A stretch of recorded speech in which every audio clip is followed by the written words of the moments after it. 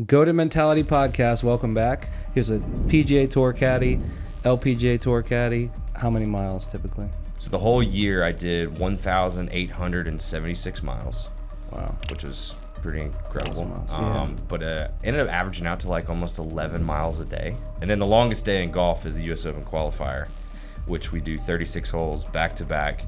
I did 5-hour rounds. Yeah. So Well, hours. they're pretty long, but I did, if I remember correctly, I did 43,000 steps that day. Yeah, we get some, we get to go some great places. My office changes every week, which is kind of cool. Yeah.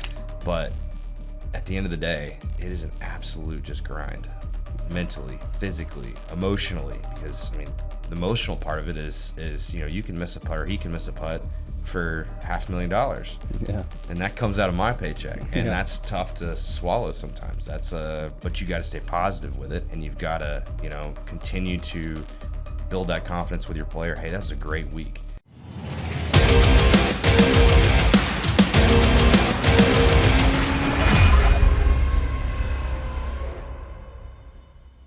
Goated Mentality Podcast. Welcome back. We have a special guest today, a repeat.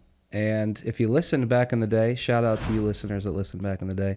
Today we have a repeat. Will Davidson is in the building. I'm so pumped for that. Will Davidson has become one of my best friends, runs our business development for Goated. I think the last time you were on the podcast, you were not a part of Goated staff. No, and now the game has been changed for us, as he does with everyone he affiliates with. So I'm pumped to talk to him. Here's a PGA Tour caddy, LPGA Tour caddy. Now he's my son on the golf course. No, I'm kidding. Stud golfer, and just knows the game. So I'm pumped to talk about golf, and we'll talk about some other stuff today, but pumped to have you. Man, I'm fired up to be here. I always love doing podcasts with you. And the first one that we did was back in December or November of last year. And yeah, you're right. I wasn't on staff yet. So to be on staff now with you guys and be a part of Goated, man, I'm blessed. I couldn't have a better opportunity, and couldn't be more excited to be a part of Goated team. Love it. We're blessed too. We had so last we talked, you were still on tour. We luckily pulled you from that. You're still get texts and calls all the time, but the journey, if you guys didn't listen to the last episode, go listen to it now after this episode. But great guy, has a ton of great stories, and we talked about a lot of them. We'll probably touch on them again on this podcast. But so tell the people listening kind of where it started. You just had a sick Vessel collab. So shout out Vessel Golf, good golf bag company. Shout out Vessel and Wedge on that one, because Wedge too. Wedge is the one that kind of got me on that one. Got to give an actual shout out to another caddy, Jonathan Smart, for making that phone call to get me onto that with Wedge and Vessel. So yeah, that was good. But that was a cool collab. It was something where I wasn't really expecting it. Obviously, Vessel's been a part of the golf world for a long time now. They literally make almost every bag on tour, and their bags are so awesome. They do such a great job. So it was really, really cool to be a part of that commercial. That they did it was like a 45-minute interview of like how I became a caddy and what caddying means to me, and what parts of the bag really do we use a lot, and how can we change the bag. And then we went over the new bag that they launched, which was the Looper, which just came out actually right before this podcast. And it was such a cool bag. Like, we just got to talk through it, walk through it. And it was a really cool opportunity to do something with Vessel, because that's something I've carried numerous Vessels over the years on tour, and to be able to be a part of a company like that was really special. How heavy? I wasn't going to ask this, but how heavy is a bag typically on tour? Tour bag depends if you got rain gear. Depends on if your player is somebody who eats a lot on the golf course, because you got tons of food and snacks in there. Well, I always try to throw a few in for me as well. So bags are usually like between 38 pounds and right around that 50-pound mark. Wow. So and you're walking how many miles typically? So I wore a Fitbit for 1 year on tour, and I averaged, so the whole year I did 1,876 miles. Wow. Which was pretty incredible. Miles, but ended up averaging out to like almost 11 miles a day on the golf course. So Yeah, it's a lot. And then the longest day in golf is the U.S. Open qualifier, which we do 36 holes back to back. I did 5-hour rounds. Yeah, So yeah. 10 Well, hours. they're pretty long, but I did, if I remember correctly, I did 43,000 steps that day. Carrying a 40-pound bag. Carrying a bag, which is a lot of steps. That's why you're in shape today. Well, that and going to the gym with you and There you go. Trevor, yeah, that doesn't hurt either. But That's insane. So we're in Florida here, so Yeah. we've talked about, and there's some YouTube. Go follow our Goated Golf official on YouTube. There's a couple videos of me having to carry my own bag at Stream Song in the 105-degree heat. It's no joke. And I love we talked about it last time, but it just started, the Full Swing series on Netflix. Chad, buddy of ours, director of it, and they've killed it, Full Swing. But it really shined light on what caddies go through and the grind beyond the bag, like how you don't get paid unless you qualify. yeah, make the cut, yeah. Things have been better, and we talked at the time about live, because live guys were kind of guaranteed money, so that caddy Right. that spot was a good spot to have.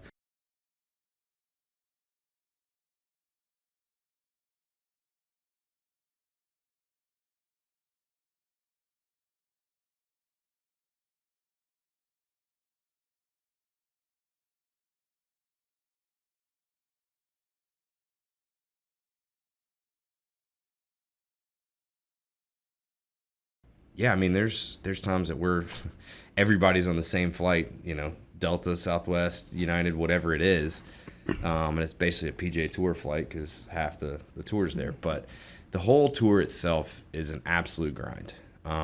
People don't realize that we work 7 days a week. If I'm on the road for 3-4 weeks at a time, I'm working all 7 days. It's not hey, we're working 5 days, 8 to 5, and we're done. This is some mornings are 4 o'clock in the morning. Some are a little bit later, but you're out there walking the course on Monday. You're out there practice round on Tuesday. You got a pro-am on Wednesday, tournament Thursday, Friday, Saturday, Sunday. If you make the cut, great. Sunday night, you fly somewhere else, and Monday morning, you're doing it again. And so it's an absolute grind physically. It's an absolute grind mentally, because you've got to mentally prepare yourself for, essentially 4 very strong rounds of golf. 4 competitive rounds of golf, 4, different rounds that have potentially different conditions, different pens, different, everything. And so the mental side of it is always tough, especially when you get into week 3, week 4, week 5, week 6 In a row. Yeah, it's really, really difficult. But and then obviously you have the physical side of it where you're carrying a bag every single day. Yep. You're walking a ton.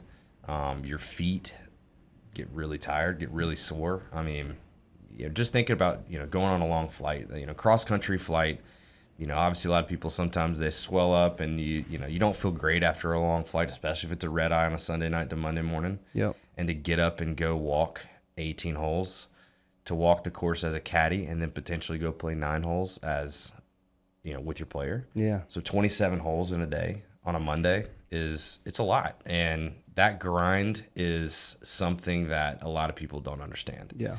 They don't understand, we get we get to go some great places. My office changes every week, which is kind of cool. Yeah. But at the end of the day, it is an absolute just grind, mentally, physically, emotionally, because the emotional part of it is you can miss a putt or he can miss a putt for $500,000. Yeah. And that comes out of my paycheck, and Yeah. that's tough to swallow sometimes. But you got to stay positive with it, and you've got to, continue to build that confidence with your player. Hey, that was a great week.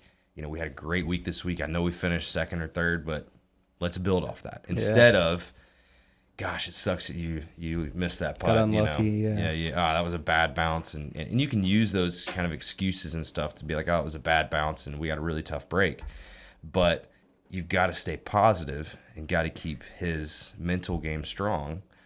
Yeah. To go into the next week or the next round, because if you don't, then what are you doing out there? You're not going to play well.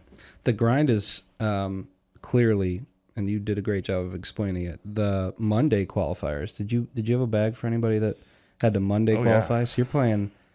Is Tuesday a big part of it? Or is Monday a thing where it's like, if you play well Monday, I don't know it fully.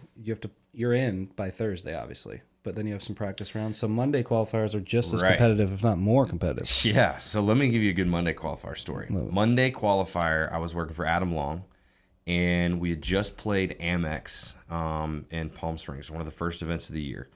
And he was not defending champ, but he'd won that before a couple years prior, so he always gets into that event. Well, we then had to drive on Sunday, drive down to Torrey, because Farmers is the week after that, and we did the Monday qualifier for Farmers, week, right? wow. Well, what people don't realize is Farmers starts on Wednesday. It doesn't start on Thursday. It starts on Wednesday, and there's 2 golf courses. You got the North Course and the South Course. Well, we go do the Monday qualifier. We shoot, I think, 7 or 8 under, but we were early, right? So we were one of the first groups out, and so we didn't know if 7 was going to get in, 8, so we had to wait through the entire day for everybody to get in. Well, it finished at like 6:30 or 7 was the last group. Figured out, all right, we're in. We made it in. So we had to drive down. It was an hour and a half drive to Torrey, where we checked in, and this was Monday night, checked in. Oh, no, you know what? I'm wrong. The Monday got rained out. So We sat out there for hours, and it got rained out. So we actually did this on Tuesday, right? So we drove down 6 p.m. on Tuesday, checked in for a 9 a.m. tee time on Wednesday on 2 golf courses that hosted a U.S. Open. And so, yeah, we had 0 practice round. I didn't get to walk the course. I literally got the yardage books the next morning, walked out to the first tee, and went and played. Ended up missing the cut by 1. But people don't realize the grind of that. Yeah. Is that, for that week specifically, we walked out, no practice round, no practice, no me walking the golf course, no seeing any of the holes, no seeing how deep the rough is, tee lines, anything. Yeah. It was just got to go off memory and looking at your yardage book. So proper caddying of having to be a really good caddy and accurate and really be on your game for 2 different golf courses Without seeing them. Yeah. So Monday qualifiers are no joke. That is a serious grind because People everybody are fighting shoots for low. their life there. Yeah, I mean, it's 4 spots. Yeah. You got 85 guys for 4 spots, and it can be a life-changing moment for some of these guys. Like, they get into to a PGA Tour event and they make a cut. Yeah. Guess what? If you money. have status, you can well, 1, you make some money, but 2, you can now reshuffle in. Like some guys, in fact, another really good quick story is Paul Peterson. I was caddying for him, and he Monday qualified into an event on the Korn Ferry Tour. Finished top 25. Got him into the next week, right? So then we flew to the next place. Top 25. Got him into the next week. Flew to the next event. Top 25. Got into the next week. So he got 4 starts in a row. Off one Monday. Of one Monday for finishing top 25. And that got him reshuffled into Korn Ferry. Now, granted, this was a couple years ago, but now he's on the PGA Tour. Wow. He's on the PGA Tour. He had no status on the PGA Tour, and he's now on the PGA Tour. And all of it started when he Monday qualified, getting into the Korn Ferry event, which is crazy. It's crazy to think about that you can Monday qualify and work your way all the way up to the PGA Tour. Yeah. But that's the point of it. And that's why, they dabbled taking it away, but that's why they shouldn't take it away, because opportunities like that, to give guys opportunities that, may have struggled at a point in time, but now they're back, and now they have an opportunity to get themselves back on the PGA Tour. Because they say they want the best to play on the PGA Tour. Mm-hmm. Well, if you're playing that well and you're able to Monday qualify and play for 4 or 5 straight events, you're obviously playing better than everybody else, aren't you? Exactly. So, good reason to why Monday qualifier should stay, but also just the grind of a Monday qualifier itself. Love it. The toughness, the mental toughness I'm sitting here thinking about, we were going to talk about, is the go-to mentality. It's what we preach and what we sell and what we promote. Yeah. First, I wasn't planning on this, but I'm hearing a lot of selflessness, right, is required, because you could be tired. Your player is riding first class, you're in the back, or he flies private, you're in a different plane. You're sleeping Motel 8, he's at the Ritz, and then he's upset that the read's wrong, or not the number's wrong, or whatever it is. And not that they all get upset like that, but I mean, and your livelihood is whether he plays well or not. So when he misses a shot, you could easily be like, you're rubbish, man. You're just Yeah. you didn't hit the center of the face. It's so easy to have that mindset of it's your fault and get mad at your player. But the best caddies in the world, they have to let that rub go right off their back and continue doing what they're good at, which is keeping a positive mindset, keeping your player in a positive mentality, keeping your guy going. Because if you don't, that's when you start missing cuts, and that's when everything falls apart. Yeah. So, yeah. Do you know of a player that had a bad caddy relationship or opposite that did well or won frequently? It's very rare for that. You don't have to name names. I know of one or two that I don't want to say have a bad mentality, but that are really hard to work with. Okay. And they kind of give their caddy a hard time.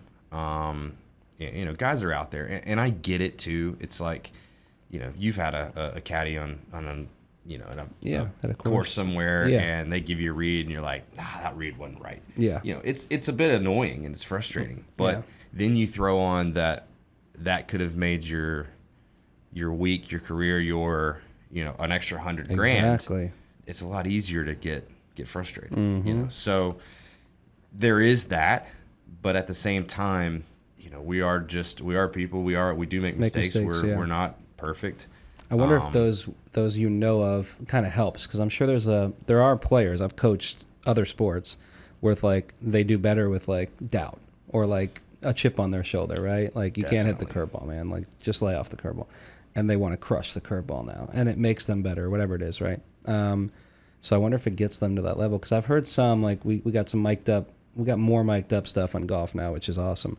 But I think Xander maybe it was Wyndham. Both their caddies at one point, you'll hear them say like, "Come on, be an athlete, like hit the number." Like, and I would have never imagined that until we were mic'd up, or until we got the mic'd up option. So I bet there's some that go that route. But man, the selflessness and the goated mentality, because we talk about a lot, the team mentality and selfless. And one of the days of the goated mentality is being selfless, putting others first. So I respect that a ton, because I didn't realize that till now. What you're risking and what you're having to be selfless, carrying someone's bag. The presidents, Trump and I love when Trump and Biden were talking about carrying your own bag, when Biden told them, "I'll play you, but you have to carry your own bag." Like the humility, first of all, to carry someone else's bag. And you've made jokes about LPGA Tour, or not jokes, you made jokes about. Yeah. And the humility for men to go carry a bag for women. Not that that's a humble, absolutely. And they're studs. So you caddied for a long time with Lexi Thompson, one of the greatest female golfers of all time. And you guys did a ton together, a ton of great success, ton of great events, traveled the world probably, because she's featured on mixed doubles, singles, every event. And great family. You got to see the grind that she went through from a young age. So I didn't realize till you told me when she started golfing, how old was Lexi Thompson? When she started growing or golfing professionally, yes. I think she played the U.S. Open at 12. I think it was 12 or 13, which is insane. Astonishing to think about. I can't think of another sport where somebody at that age can come and compete with the best in the world. I just can't. I don't know of another one. I think Coco Gauff was young, but I don't think she was 12. No. To play in the U.S. Open. And so Lexi, when I was working with her, I'm super blessed to go to Pine Needles, do the U.S. Open with her there, and that was her 16th straight U.S. Open. Wow. And that was the first U.S. Open she played in, was at Pine Needles, which is why that was special. Okay. Because she, it was her first one. She got to go back to there. And actually that was a really difficult and emotional week for her. Her grandmother had passed away 4 days before the event. And so, and obviously going back to her first one, and it was going to be probably one of her last U.S. Opens. So yeah, that was an emotional week, but going back to what you're saying right before that is when you talk about mentality, she has one of the best. She has a grind that is almost second to none. She is somebody that she is a quality over quantity worker. So when we do practice, we are full on focus, mentally strong, everything. But we're not one that's going to sit out here and beat balls for 2.5 hours unless we need to. Yeah. So she was one that, we'd tee off at 7 in the morning on Tuesday. We would play 9 holes. We'd be done by 10 and we'd be off the golf course by 10:15. I mean, but that mindset while we were there was full on, let's get our work done, keep her body right, whatever. She'd go to the gym, sometimes go with her. She would absolutely destroy me in the gym. Yeah. So I will admit that, because she's fit. Yeah. But all that being said is, the fact that she was able to do what she did at 12, 13 years old and have the mental strength to grind with those ladies while she was a girl is pretty impressive. I mean, it's crazy, because she won on tour, I think, at 13 years old. I was gonna say. I want to say she won in Prattville, Alabama, at Capitol Hill. She won one of the LPGA events at like 13 years old. Wow, which is insane to think about. Insane. Yeah. She, you mentioned one time like the positive mentality, but she also had this, like, if she made a mistake, or things didn't go your way, it was like it didn't matter, right? Short-term memory. And of course, in this sport, you're out there on an island by yourself, really, no matter who's on the bag. It's you making the play. It's you making the mistake. It's you making the good shot. And I saw from her, just walking and talking through one of the events here, just like a mentality of like, didn't matter. Kind of like a Larry Bird mentality when I was, and I didn't get to walk with her or talk like you did, obviously, getting to know her. But I had this, it was this aura of like, I'm winning today, and I'm better than everyone out here. I hate to say that, but that's the go-to mentality, right? And that set the bar for her, it seemed, at events, because she knew she could do it. We have the ability. We've been blessed. She's done the work and prepared. But talk about maybe her mentality if she went into an event that she wasn't favored. I know there's not as much action or lines and spreads in LPGA Tour, but she wasn't favored in a lot of events, even the last couple years, and she'd finish right up there.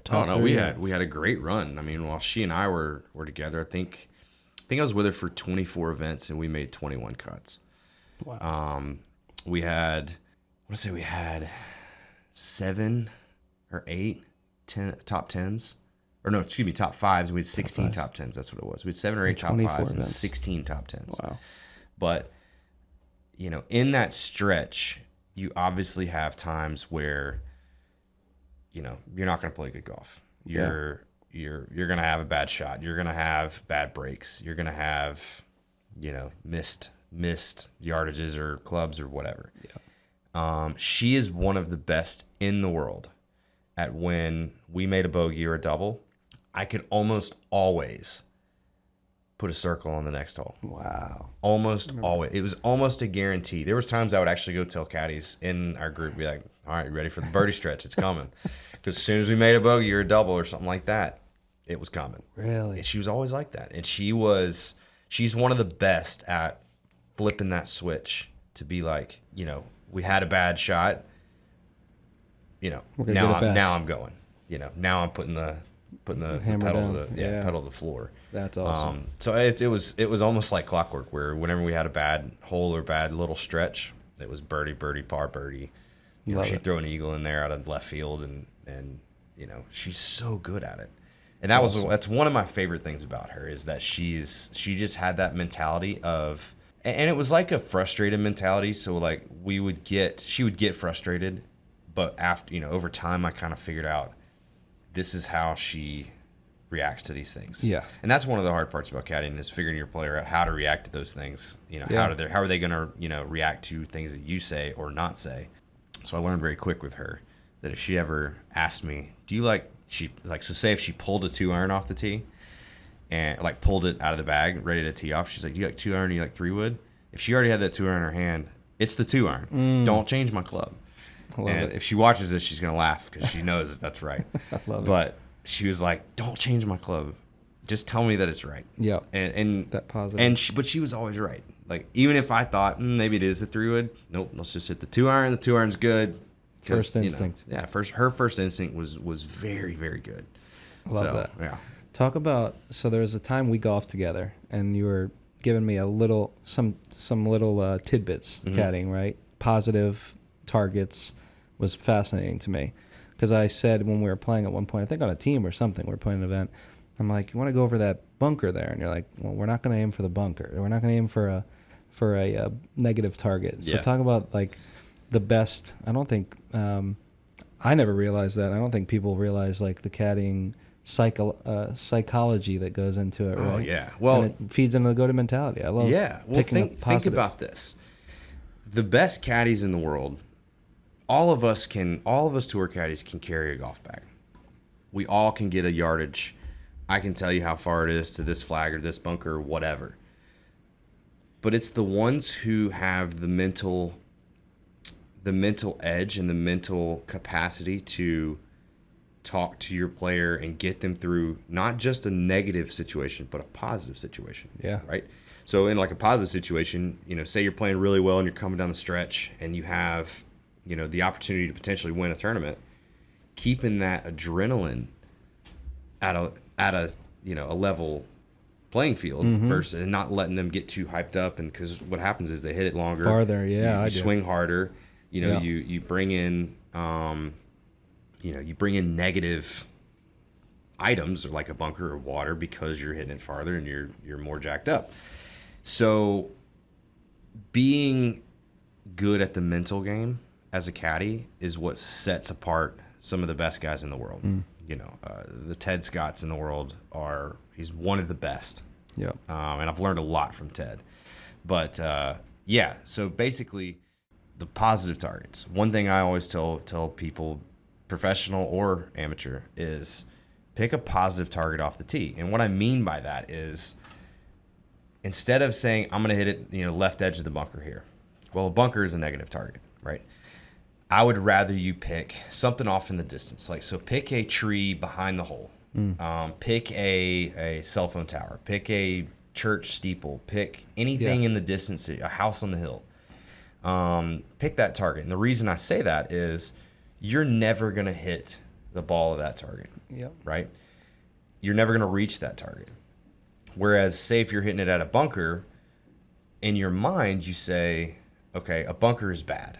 We don't want to hit nobody ever aims to hit it in the bunker unless it's like a green side bunker and you need to. Yeah. But by picking a bunker as a target, your mind is strong enough to tell yourself, okay, we don't want to hit it in that bunker. So if that bunker's up just the left side, you're like, yeah, I want to play it just off the right side of this left bunker. Well, your mind's going to tell your body, don't go left because you don't want to hit in this bunker. So what do you normally do? You push it right. Overcompensate. Right? Yeah. Your mind overcompensates. You push it right. Tells your body to make sure you don't go left. You push it right.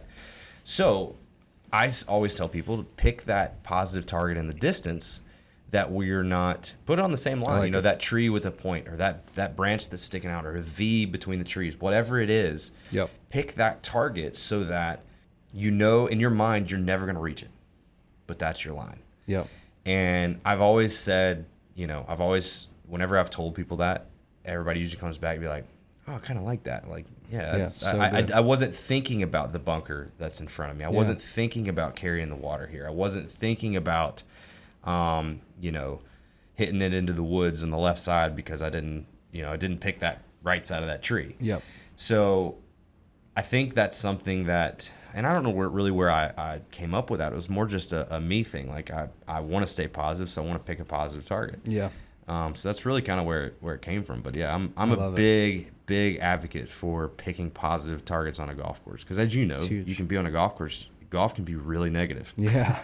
It can be really difficult. It's frustrating. Yep. And so by trying to put some positivity in, a golf round, is always good. Did you see on tour? Did you see when you get good breaks? Was there a time where you guys would acknowledge it together and go, "This is"? I mean, usually when you're playing 1 or 2 strokes and you get a good break or a good bounce, it's like that right there could be hundreds of thousands of dollars right there. Oh, no that doubt. good break, right? And the alternative is miss a cut, no money, or virality for not being good when you got a plugged lie or bad break, right? Yeah. Was there times where you guys looked at each other and were like, okay, this might be the day? You chip in. Oh, of course. Okay, good. Yeah, I mean, you catch you pull one left off the tee and you get that bounce that there's no reason you should have gotten, and it kicks back into the fairway, or even just stays in the rough when it could have gone left and gone OB, or you catch a tree limb and it kicks it back into the fairway versus going left and out of bounds. Even when you hit one and you catch a sprinkler head, and it bounces in the right direction for you, which isn't often, but we would always try and take the good bounces and the fortunate breaks and turn it into a positive. Like, hey, look, we might not deserve this here, but hey, we got away with it. Let's go take advantage of it. Let's go score here. Yeah. Let's throw a dart right here. Love it. And so I usually try, if something like that happens, I usually try and put a real confident statement together before they hit the ball next shot. Yeah. Really, hey, all right, let's we're on a roll here. We got a good break. Like, let's go. Let's hammer down. Let's throw a dart here. Yeah. Let's go get one. I love it. You mentioned Ted Scott. So Ted, if you guys aren't following Ted Scott, go follow Ted Scott. It's Scotty Scheffler's caddy. Yep. On a historical run, it's got to be the greatest caddy of all time. He's up there for sure. The Sunday sermons are awesome. He's a believer. The go-to mentality. We celebrate goats, but the greatest of all time, Jesus Christ, we celebrate all the time. Goated is God over all things every day. We frequently say that. And Will is a believer as well. I've never asked you fully your testimony. I'd love to hear where it started for you, your walk with God. For sure. Yeah, so I'll touch on Ted Scott first. Love it. Ted's Sunday sermons are something, again, if you haven't heard them, it is really, really good. He does them every Sunday, before a round, even if he's not on the golf course, he does them. And they are something, not all of them are, have to do with golf. Some of them do. Yeah. But he'll bring out scripture. He'll bring out, a mental, obviously it's a mental thing. Yeah. It's a mentality that he wants to bring, but they are really, really good. And a lot of times they hit just at the right time. Yeah. For, a lot of people. And so, if you don't follow Ted, go follow Ted. Check out his Sunday sermons. They're really great. They really do a lot of good. That's I've awesome. reposted a bunch of them. Me too. Yeah. It's great. But as far as me, I'm a believer, been a believer since, I was in middle school. That's when I found Christ. I went to Church of Brook Hills in Birmingham, Alabama. And I had a couple, football buddies of mine at the time that, not that we were doing wrong things or anything like that, but, middle school, it's middle school, it's not necessarily cool to be the cool Christian kid. But, myself, a very good friend of mine, Chris Stubbings, who's up in Tampa now, and another buddy of mine, Matt Burnett. We were at church one day and youth, it was Sunday school, and just that was the moment for me. Like it hit. I felt it. You could feel it in your heart. I'm getting chills thinking about it now. And that was the time that I knew that God was the way forward, and I accepted Him into my life, and we all three got baptized a couple weeks later, I believe it was. And obviously it's one of those things too where it's hard to continue that your Christian beliefs sometimes once you get through high school and go into college and even after college. Yeah. And even on tour, it's hard because Sundays you're usually playing golf. Yeah. It's good to be playing golf on Sunday for us on tour. And so for me, I've always tried to stay in the Word, stay humble. And I'll be the first to admit that I'm not the best at it. Yeah. It's hard for me easy sometimes to crack open my Bible when I need to. Yeah. I and even when I don't need to. That's when I really should be in it, and I've got to get better at that, and I'm always going to continue to try and get better at that. Yeah. But, you know, for me, my life has been so much better and so much more fruitful since bringing God into my life. And I can say that, and I don't want to say that like I've been the hardcore Christian the whole time. Yeah. Because we kind of go on this, you know, there's times you're like, man, you know, like I'm not doing the right things, and I'm in the wrong place with the wrong people, or doing stuff I shouldn't be doing. Yeah. But it always comes back to, you know, the Lord, comes back to, you know, things that happen in life. I'm like, yeah, you know what? I need to get back in the Word. And so for me, and being out on the golf course on Sunday, I usually try, and this is, again, something that I've kind of gotten from Ted, is I usually try and have myself some time in practice rounds and walking down in every round, walking from a tee box to our next shot. I usually walk behind the group, and I'll just have my time to myself. Yeah. And I'll say a prayer, say, hey, you know, God, give me the strength to be, you know, strong today. Give me the guidance to pick the right clubs. Give me the guidance to say the right things, to spread your joy in some way, shape, or form on the golf course today. Whether it's with a kid on the course, or just by giving them a golf ball, or whether it's you know, thanking the volunteers and for their hard work, or whatever. Give me a way to guide somebody else towards you. That's great. So that's something that I've kind of always tried to do. Again, we can always be better, but for me, that's always given me joy to be able to make somebody else's day on the golf course. Awesome. Not just by showing off and saying, hey, yeah, we're out on the golf course and we're PGA Tour caddies and players, etc., but to kind of go that extra mile and say, you know, go make somebody's day in some way, shape, or form. That's the way that I feel like I can give back a little bit. Yeah. You know, especially even more on a Sunday, but to try and do it every day. No, exactly. I love that. The platform God gives us as we're both getting older, we're both, I'm realizing now the last 2 years of my journey has been life-changing, completely different how I lived in college, completely different how I lived in high school. I had stints where I was on fire, really good, spent time with the Lord every day, and was focused on what the things I should have been doing in high school. And I'm trying to get back there now. And you're right, life is so much more enjoyable. The big things back in the day are little. Like there's nothing, God's already won. Like this last week, Charlie Kirk, what was a brutal day, right? To see someone assassinated for what they believe, just for talking and maybe disagreeing, that would have crushed me back in the day. But people like him and opening the Word and pillars in the faith going, God's already won the battle, makes things so much easier. And you see guys struggle in golf. You see guys struggle in business. You see marriage is not easy. And you see people struggle there. And if you're not putting Jesus in the center of your marriage, it's not going to be easy at all, because you're both thinking about yourself. The world teaches us to think about ourselves. The world teaches us to go, oh, he got unlucky, or I got unlucky. I'm unlucky. Yeah. When really we're all very lucky. Especially in this country. So I love that. Great word. Was there a time when I've had in my mind, I just realized the other day, I've had multiple times where I've rededicated, right? Where I've said, hey, I got to focus. And one of the best times when I met my wife, I went up to, my dad's a pastor, so I was always in church.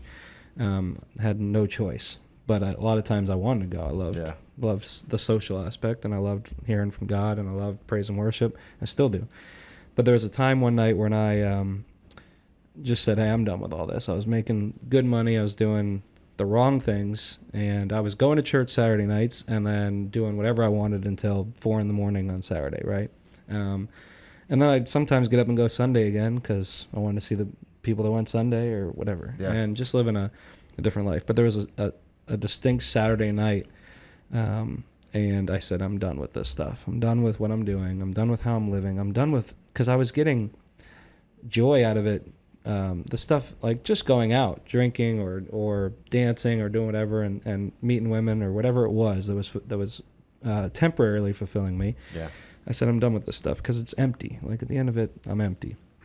That night, second best thing that ever happened to me is I met my wife that same night. And I went out still because I had tables reserved, or I had whatever. We had a party bus that I owned back in the day, and still buddies I had friends that only liked me for that. I had friends that loved me for whatever reason. But still went out, but wasn't drinking. Was going to call it an early night, dedicated, kind of redid a rededication, right? Met my wife, and she was doing the same thing. She was awesome. She's in her group of friends. She was going to church the next day, and I had already gone to church. But anyways, that rededication was a life changer for me, because what we're building together, my wife and I and our 2 kids, you've seen, has been such a blessing. And if I didn't meet her, wouldn't be where I'm at. So Jesus, my first best decision to make him the center of my life, and then my wife. But it happened on a rededication. So I've been really thanking the Lord for that. Whatever happened that Saturday night in church, to rededicate, whatever moment it is, and I hope today might be a moment when you're listening to this, that you make a decision to stop doing things, or stop putting yourself first. Let's just call it that. Because God has more for you. Yeah. But has there been times where you've... Yeah, there. Because you said young. You were young when the first decision... Yeah, for sure. I've definitely had those moments in my life. You know, and it's... One thing I want to say with this is it's easy... It's easy to follow Christ, and it's easy to be in the Word when things are going well. You know, true. And it's one of those things where, it's actually the other way around. It's easy to be when things are bad, because you're like, oh, I need help, I need help. I run to. But when you know, things are going really well, sometimes we kind of lax and fall a little bit farther apart. You know, you don't give the thanks near as much as you should. Yeah. And yeah, there's definitely been times, and I'm going to be totally honest. This last week, I had a time, and I was sitting on the flight going to Seattle. Just did Sydney Rice's event up there. Sydney Rice, great believer. His kids and everything were fantastic. Awesome.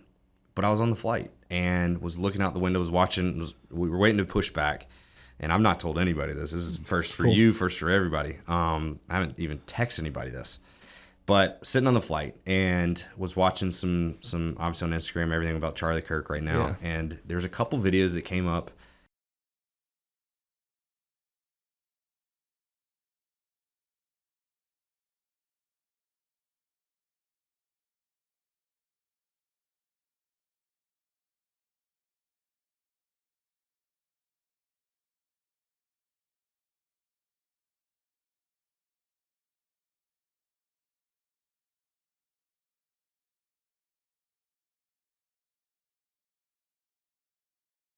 Obviously, it's a very sad and situation, and never wish that on anybody. And I was a fan of Charlie Kirk.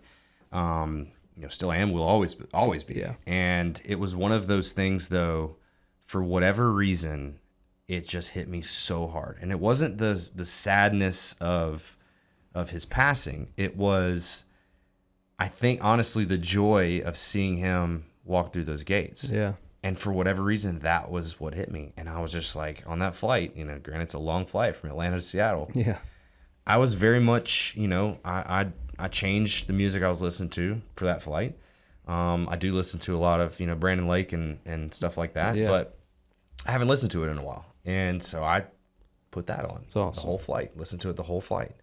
And, you know, and it wasn't so much that, like, you know, I'm doing the wrong things right now or anything. It's just you know, I think things that happen in our life and in our world today that give you that thought and that feeling to come closer to God. And I think that was one for me that, for whatever reason, it really hit me hard the other day. That's awesome. And so, yeah, it does. There are times that, you know, I want to come back to rededicate and you know, jump back in my Bible, jump back into, you know, listening to church whenever I'm on the road. Yeah. You know, finding a church that, even if I'm in another city, finding a church and just going. Done that a few times. You know, there's times in life that again, like I said, the roller coaster, you kind of, you know, get closer, a little bit further away. Yeah. And I'm definitely right back into that get closer moment right now, which is awesome, because I'm back feeling better inside, feeling that more, you know, more energetic and ready to take on the day. Love it. So I'm thinking of something. So I love the roller coaster mentality. In my mind, I'm thinking, knowing you as a friend, I know the dips in the roller coaster aren't other people's dips, right? And my thought is, if we're going to build this roller coaster, because we're building it ourselves, this is coming off the cuff. I think if we're going to build it, let's build it in a way that the dips are like higher than they used to be, right? So that when I fall back, it's, hey, I'm going to listen to a little Morgan Wallen today. And that's the biggest dip. And then eventually it's like, why am I listening to a song about women, drinks, partying, Alabama, whatever, right? And when I could be spending time giving praise to my Creator, giving and growing closer to God. So just something God gave me now. I'm thinking I'm the same way. We all have this roller coaster we're building. And if we can make those dips shorter or taller, and we don't go all the way down. And if you're watching and think about where your dip is. Think about what your dip is. If your dip in the roller coaster is not being loyal to my family, or if it's watching the wrong things, or if it's hitting the bottle too hard, or if it's talking the wrong way, or unclean things coming out of your mouth, let's make those dips taller, right? Let's make the dip, like I said, just throwing in a Morgan Wallen song or whatever it is. I don't know. For me, that's it. Like, I want to go back and we were listening on the way here. And I'm like, good song. But at the end of it, we spent 5 minutes or 4 minutes thinking about Coors Light or whatever he's singing about, right? Which I don't know. I think that's a good word. And if we could spread that and help each other do that, and then put good people around. I'll end with this. That's huge. The goated mentality. You've been a blessing to us. You've been living down here for a couple months, and you're used to being on the road. I'm already sad after this Ryder Cup you're going home for a little bit, because make each other better, and I want good people around. I pulled in the office today. Our new HQ is beautiful. It's amazing. It's fantastic. And I'm going, man, I'm just pumped that I'm walking in to see my best friend Marco, my best friend Chris, my best friend Will, and like, what a blessing. And my brothers, my best friends, my dad's building stuff, and it's so much easier to have the dips much higher when people are elevating you around you. So it's one of the days of the go-to mentality. It's circle of influence. It's putting good people around you. And then for whatever reason, God's put in my heart to share on the other side of that, evaluate who's around you that's encouraging the wrong stuff, right? Who loves to see you and loves to take videos when you're all having too many drinks or cigars, or when you're failing on the golf course. I had some buddies we'd golf with, and he's like, his camera was only out when I'm in the trees. I'm like, why don't you film the good stuff? Yeah. Which is fine. We joke and we bust each other's you-know-whats, but I mean, that's evident of like, what are you most excited? When are you whipping out the camera? When are you trying to remember me?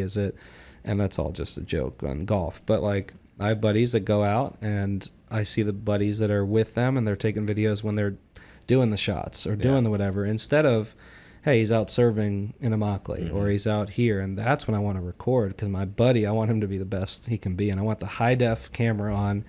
When do your friends want the high def camera on? Do they want it on when you're serving, when you're edifying, when you're giving the ball to the kid on the course, or is it when you're at the bar after a round when you won and drinking out of the cup, or drinking or whatever, right? Or drinking out of the trophy. So both good, not condemning anything, but I'm just saying that I've been challenged by that with the circle of influence. I'm taking the go-to mentality booklet that everyone gets, every order, every giveaway, every package we send out the door is getting a go-to mentality booklet that has been amazing, and God spoke through me, my family, my friends to write that book. And I'm going through it for the 20th time, and circle of influence is getting stronger, and it's the same thing as that roller coaster. It's at first it was like, oh yeah, he's not a good friend. He's not that's easy. Now it's like, are my friends that are with me going, hey, let's go over here. Let's avoid this. Let's film when you're edifying, or that we're going to encourage other people. Let's film something encouraging rather than whatever it is, losing my temper. Right. You know?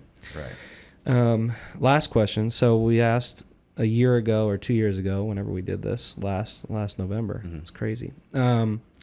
Goats. So things have changed in the golf space. I'm sure we got your answers last year, but I always want to touch on who some goats are for you. Maybe we do life. I know you're an Auburn fan. Yeah. Sports is great. We got to hang out with Bo Jackson a couple of weeks ago. He was one of your goats, I think, a long time ago. But then like updated goat choices. Yeah. Let's see. Updated goat choices. obviously me being an Auburn guy, Bo is arguably one of the greatest athletes of all time. So a lot of guys, a lot of people obviously think he's a acknowledge goat, that. and I would 100% say he's a goat. Yeah. I am going to change my answer though. I have a very good friend of mine who he actually played at Auburn as well. He was a starter, but he's not going to be somebody that a lot of people remember. He's not going to be somebody who's broken a bunch of records. But his life and the way that he lives his life and the things that he's accomplished from where he's from and where he's been, which not a lot of people know, but is a guy named Trevon Reed. Trevon Reed played at Auburn. He was out of Thibodaux, Louisiana.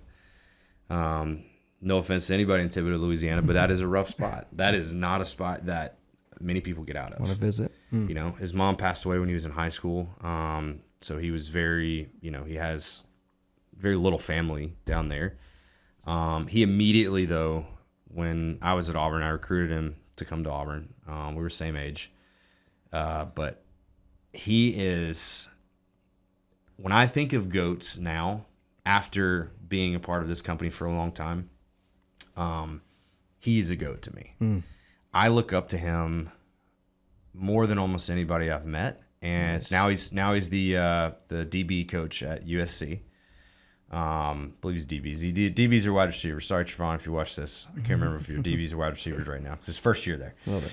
But he is a guy that no matter what the situation. I remember days at Auburn, he would come in and he'd have tears in his eyes, just from his. I remember one specifically where his grandmother couldn't get they turned the lights off on his grandmother back in Thibodaux, and it was a day that he walked into one of the coach's offices I was sitting in with tears, and man, we hugged it out and said prayed and said everything's gonna be all right.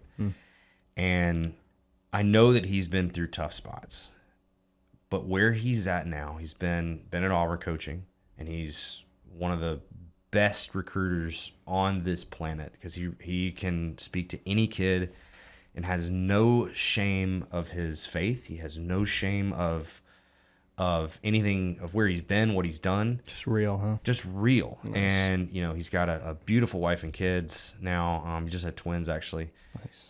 But he's been at UCF. He was at UCF for a bit. Was at Auburn. And now he's at USC. Yeah, so he's had the grind of getting there. Played in the NFL. Played for the Seahawks for a bit. He actually picked off Cam in the end zone. Funny story. Picked off Cam in the end zone he was at Seattle. No, he was at the Chargers at that point, and picked him off. Took him back for a 100-yard. Were they teammates? Pick six. No. Cam was at Carolina, and he was playing for the Chargers, and picked him off. Took him back 100 yards. Picked him off in the end zone. So yeah, always a great little story there. But Trevon Reed is going to be my new and updated GOAT just because of the incredible person that he is. And I strive to be more like Trevon just because no matter the situation, good or bad, he has always got a positive mentality. He's always got a positive outlook. He's always got his head in the right spot. And the one thing that he was the first person that was not family of mine, like immediate family, that I can remember, that said, he walked out of the room and said, "Hey man, I love you." And that was really strong to me because I was in college. Yeah. And I mean, you don't really say that to guys you barely know, but he did. And every time, I mean, he is family. We always say that, always call each other fam. That's awesome. He knows he's family of mine. I'm family of his. And so, yeah, that's going to be my GOAT, my updated GOAT is Trevon Reed. Great story. I got to look him up. Yeah. I've heard the name, I think, but I gotta look him up. That's awesome. Yeah. No, the grind he's a great guy. To get out of those situations, like being a Miami guy, I know some buddies that, and over here, Immokalee, same thing. Like, you got to hustle, you got to get out, you got to have a chip on your shoulder, you got to grind, and then when you get out, it's not easy to go back to those towns and those cities and go, hey, I'm going to get you all out now. Now you're all on the payroll. You're all, here's a gift for this. Here's a gift for all my cousins. I didn't even know I had these many cousins. And then giving glory to God and then being real instead of I did this and I did that is pretty sick. So I got to look him up. That's awesome. It's a great answer. No, he was one of those. We had a last quick story is and this is kind of a mentality thing that I live by, and I've lived by since 2010. So every year, Coach Chiswick at Auburn had a slogan, and he would always give us a wristband or whatever.